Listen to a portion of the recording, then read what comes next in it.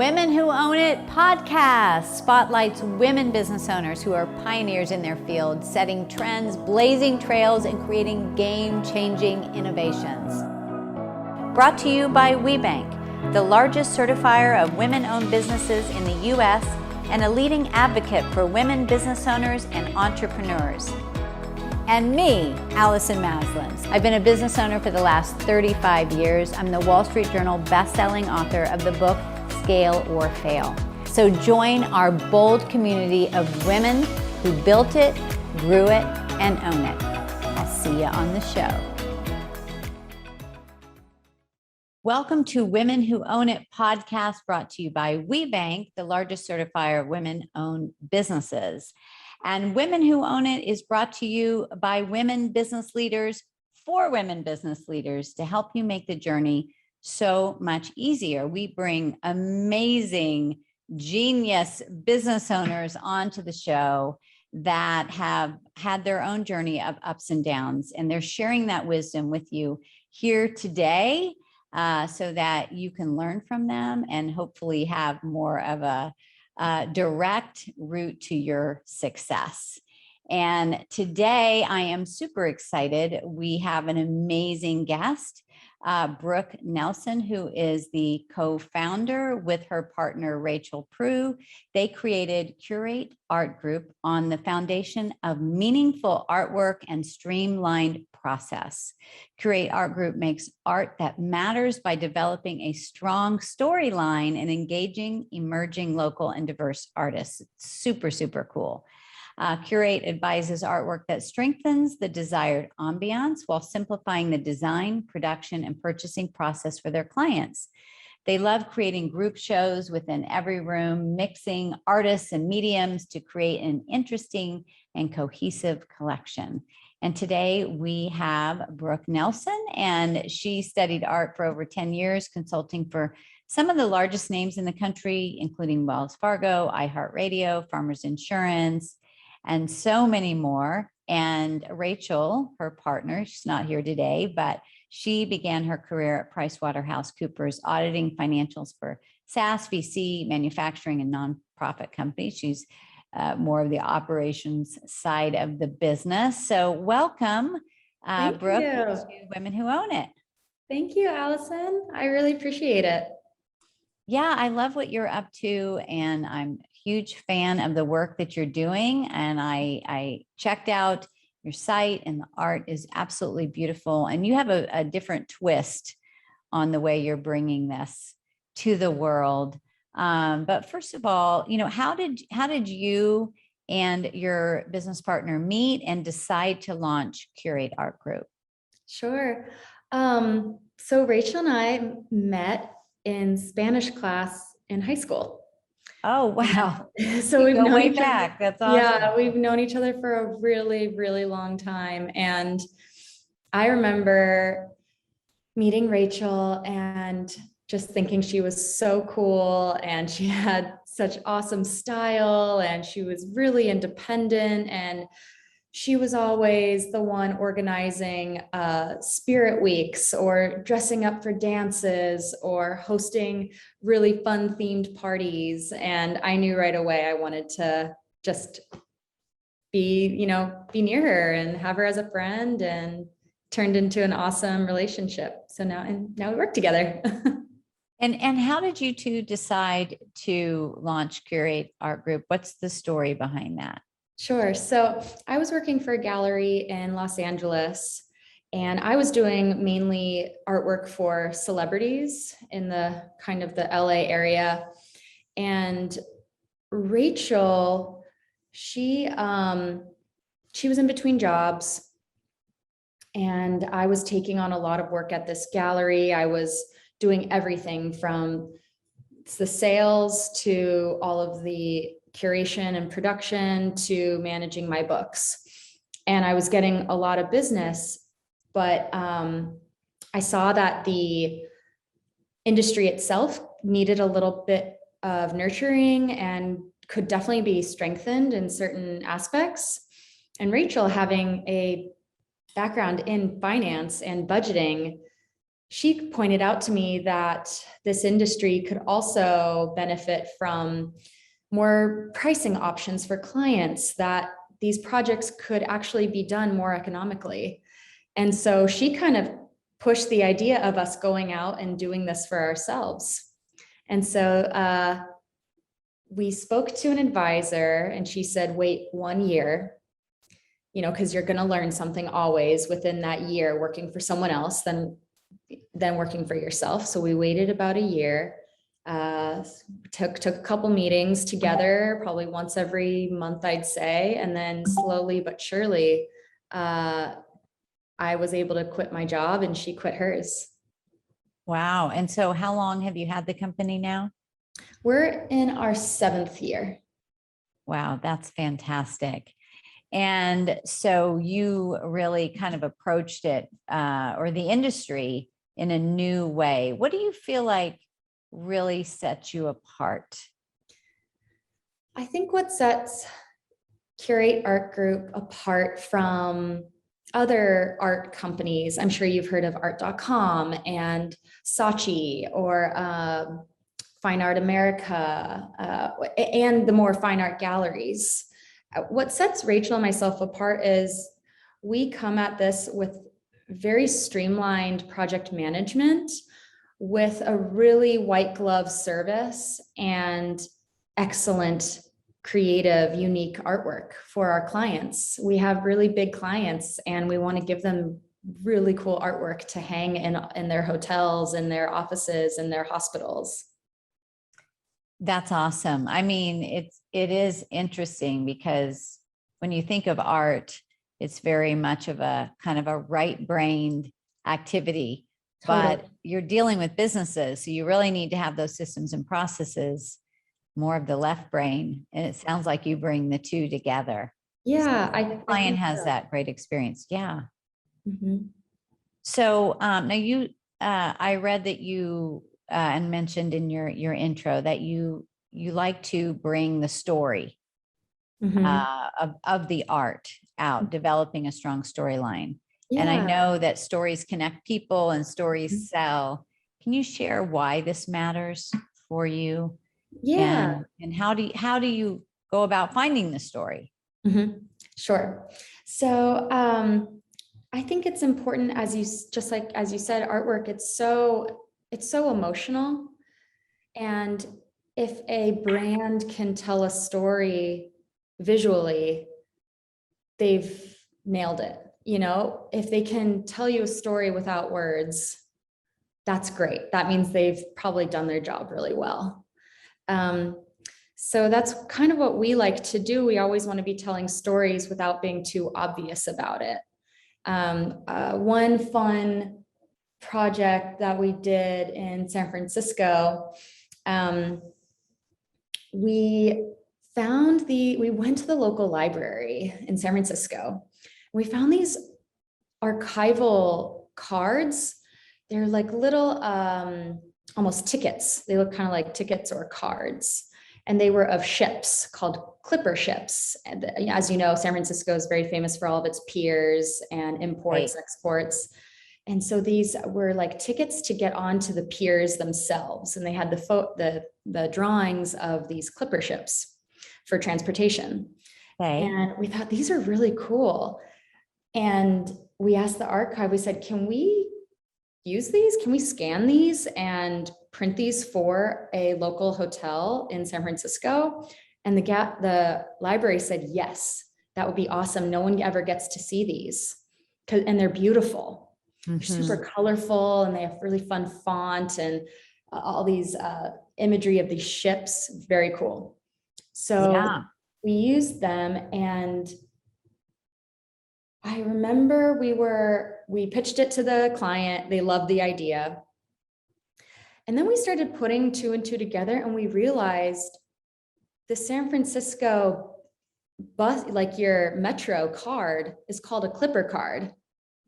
So that's what everyone uses today in San Francisco to get around the entire city, is through your clipper card. And so we found, not knowing, archival clipper cards for the San Francisco hotel that we were working at to display.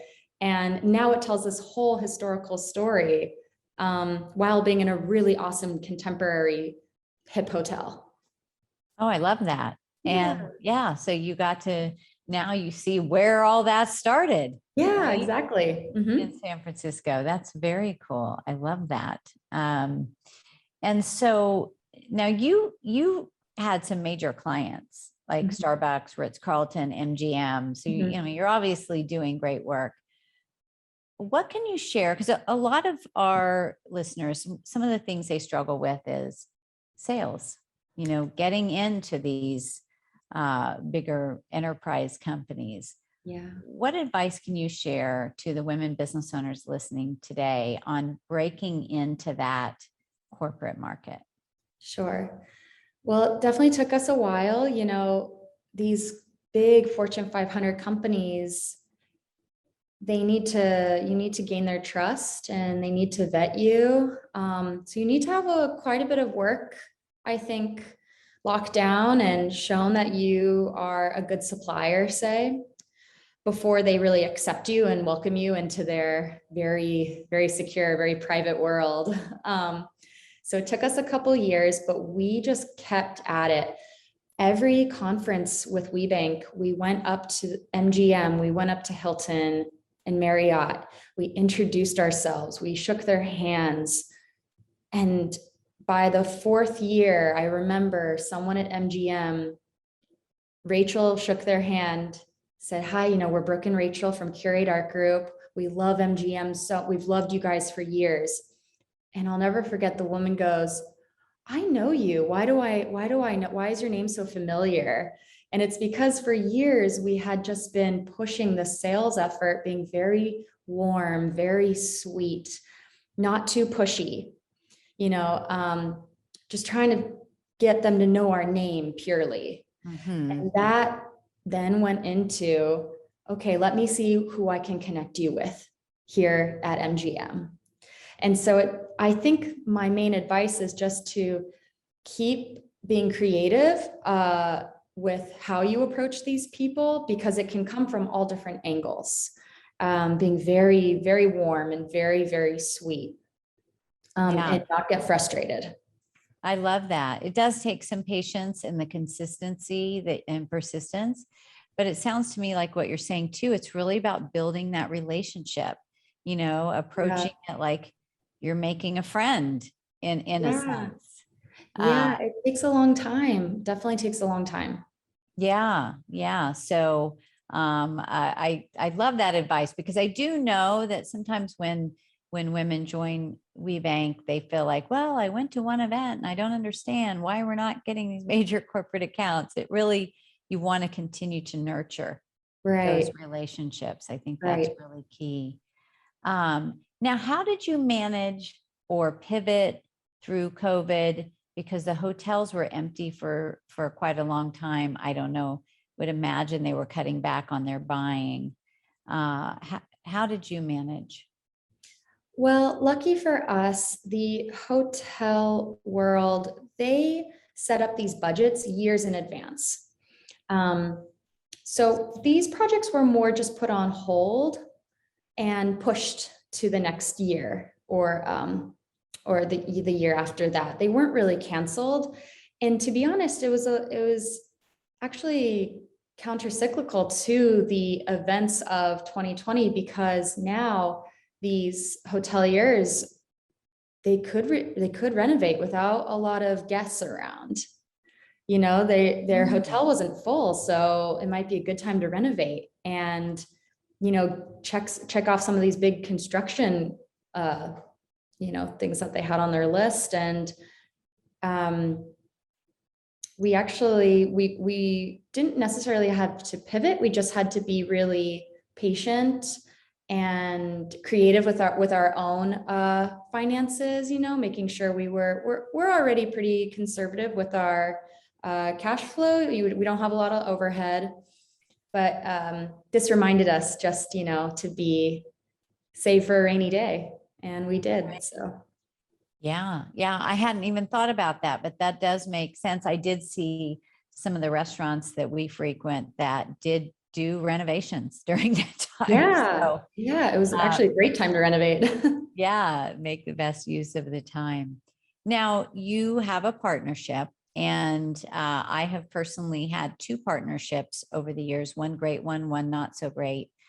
And I know that businesses often struggle with partnerships in business and in life. But what are some of the biggest lessons you have both learned over the years in running your partnership? Yeah, I think it's just like you said, it's very similar to regular life relationships, where I think being a good listener, bringing up issues so they don't bubble up, you want to just be a good communicator. And it's okay to be vulnerable and honest, because I think that creates trust with your business partner. And I think just being there for anything, whether it's something to do with work, or maybe it's something to do with something in my personal life or their personal life, just being there for each other. And I think, yeah, trust, being really good communicator, and having fun too. Rachel and I try to have fun. We're always joking, and we'll go out to fun dinners and lunches together, and we try to make sure we have fun. That's awesome. It sounds like you have a great partnership, and you both bring different things to the table, right? Yes. You've got more that art background. She's more operations. So it sounds like that can really make a great partnership. Yeah, Rachel already has an incredible eye for design. I mean, her personal style and what she loves for interior design and product design. I mean, she was the one teaching me about designer handbags before I even knew what they were. So she already has an incredible eye, and I had, I guess, a little bit more training, I guess you could say, from school. But yes, she has much more of the financial math brain, and I have more of the, I guess you could say, art side. Well, I mean, that's great advice as far as, listening, communication, have fun with one another, be vulnerable. I think that's a really good point as well. And so that you can kind of get to the root of the issues before they go big. Yeah. What have been some of the most exciting achievements that you are most proud of in your business? Ooh. Let's see. We were asked to be on the next gen board of WBENC, which was a huge honor because we love WBENC so much. And for them to ask, our advice on things was just, it was very humbling, and just we felt very honored to be on the board with them. To be approved by these huge Fortune 500 companies is just, I mean, incredible. We love working with them. Marriott International, I think, has some of the best employee satisfaction rates, like out of any Fortune 500 company. So they're an incredible company to have as a client, because they just are amazing. We did get this glowing review from the previous president and CEO of Marriott International in a public article, which was like so amazing. He was such a wonderful person. And so that was really big for us. And getting a chance to present at MGM International in Vegas in front of 30 people, that was a big rush for us. And they all were clapping at the end of the presentation. And I mean, that's awesome. Yeah. I mean, you both work hard to get that, to get that validation. Yeah. So a couple things. And we have a wonderful team, and a big, thing for us is also getting the artists that we love into these amazing hotels. I mean, that's the best part of this job. Yeah, I love the fact that you are helping out these artists. I mean, we didn't really bring that up, but bringing their work out into the world and creating that visibility for them. Yeah. That's very cool. I did see the CEO of Marriott speak at the WBENC conference in Atlanta. He was up there for an interview and he was fantastic. Yeah, he's great. Yeah, He was great. that's Yeah. awesome. So what do you know now, Brooke, as a business owner, 7 years in, that you wish you knew when you started your company? I wish I knew right away to remove distractions and just really focus on a couple things. Not try to take on everything in the beginning, just focus on a couple things. Rachel and I have a goal setting. It's through Salesforce does this. It's called a V2 Mom. And it helps you really align with what you want to do that year. And so I think I wish from the beginning, I wish we started that even before we started the business, just focus on a couple things. Mm-hmm. Yeah. Yeah, I think that's really smart. I think we get so excited and we want to do so many things. Yeah. And then nothing really gets done the way we want, or it's diluted because Right. there's no way you can wrap your arms around everything. Yeah. So yeah, I think that's great advice. And when we work with our clients to help them grow and scale their business, that's one thing we really help them narrow down, what are the, 2 to 3 objectives max that you want for that next 90 days. And I think you can really stay focused on the right things.